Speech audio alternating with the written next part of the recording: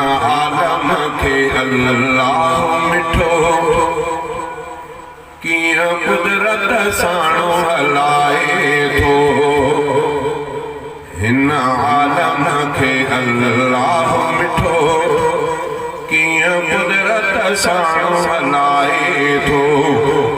कंहिंजी गाॾी बि एसीअ वारी कोई खणी मथड़े ते तगारी पंहिंजे बचड़नि लाइ कमाए थो। कंहिंखे शाही साईं रसाए थो। हिन आलम खे अल्लाह मिठो कीअं कुदरत साणो हलाए थो। काथे ख़ुशियुनि जा गीत वॼनि था, काथे बंदा ग़मगीन रहनि था। काथे ख़ुशियुनि जा गीत वॼनि था, काथे बंदा ग़मगीन रहनि था। शहर किथे वैरानू कयाई, काथे सुञा सुल्तान कयाई। किथे वेड़ा पाण वसाए थो, किथे बरंदड़ ॾिया उठाए थो। किथे वेड़ा पाण वसाए थो, किथे बरंदड़ ॾिया उठाए थो। हिन आलम खे अल्लाह मिठो कीअं कुदरत साणो हलाए थो।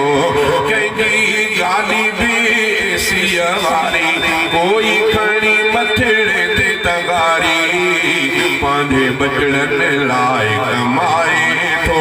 कंहिंखे शाही साईं रसाए थो। कंहिंखे नवाज़ो इल्म सां मौला कोई बणियो बे इल्म सफ़ाया। कंहिंखे नवाज़ो इल्म सां मौला कोई बणियो बे इल्म सफ़ाया। कंहिंखे अता इस्लाम थियो आहे, दीन खां को गुमनाम थियो आहे। कंहिंखे पंहिंजे दर ते झुकाए थो, कंहिंखे दर खां दूर रहाए थो। कंहिंखे पंहिंजे दर ते झुकाए थो, कंहिंखे दर खां दूर रहाए थो। हिन आलम खे अल्लाह मिठो कीअं कुदरत साणो हलाए थो। काथे सावक वारी धरती, काथे कलर ऐं कारी धरती।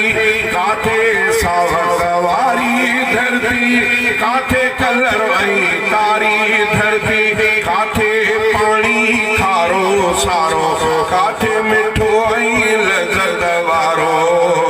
किथे धरती रुन बणाए थो, किथे मेवा खूब फुटाए थो।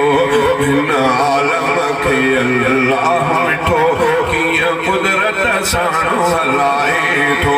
कंहिंजी गाॾी बि एसीअ वारी कोई खणी मथड़े ते तगारी पंहिंजे बचड़नि लाइ कमाए थो। कंहिंखे शाही साईं रसाए थो।